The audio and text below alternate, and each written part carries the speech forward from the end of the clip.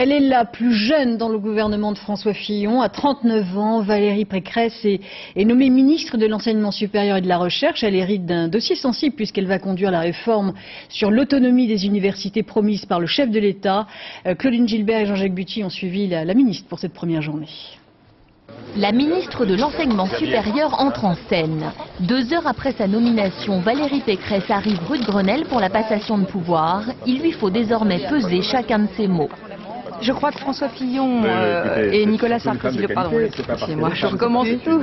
Je crois que le président de la République et le Premier ministre ont souhaité qu'il n'y ait plus aujourd'hui de ministère délégué parce qu'ils pensent qu'il vaut mieux que chaque ministre ait un périmètre de responsabilité personnelle à part entière. Pour elle, ce sera Madame la ministre. Une décision mûrie de longue date alors qu'elle se rêvait déjà au gouvernement. Quand j'étais plus jeune, mon professeur de français nous avait fait faire un test d'accords, d'adjectifs et d'articles. Et j'avais marqué Madame la ministre. Et il avait souri et il s'était moqué de moi. Et il avait dit quand vous serez ministre, vous changerez les règles. Il se trouve que j'arrive, les règles ont déjà changé. Même si avec le recul, je dois avouer qu'il y a aussi une certaine fierté à arriver dans un métier masculin et d'avoir un titre d'homme.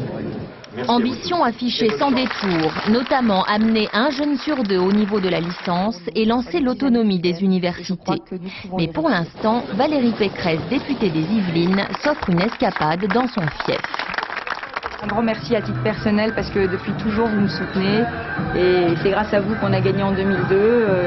C'est aussi grâce à vous que je suis là en 2007. Un grand merci à tous.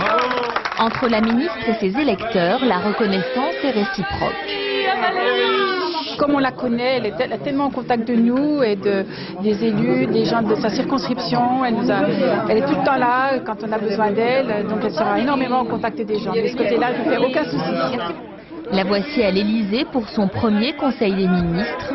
Seule, un peu intimidée mais le pas assuré, Valérie Pécresse vient prendre sa place, celle de la plus jeune ministre du gouvernement Fillon.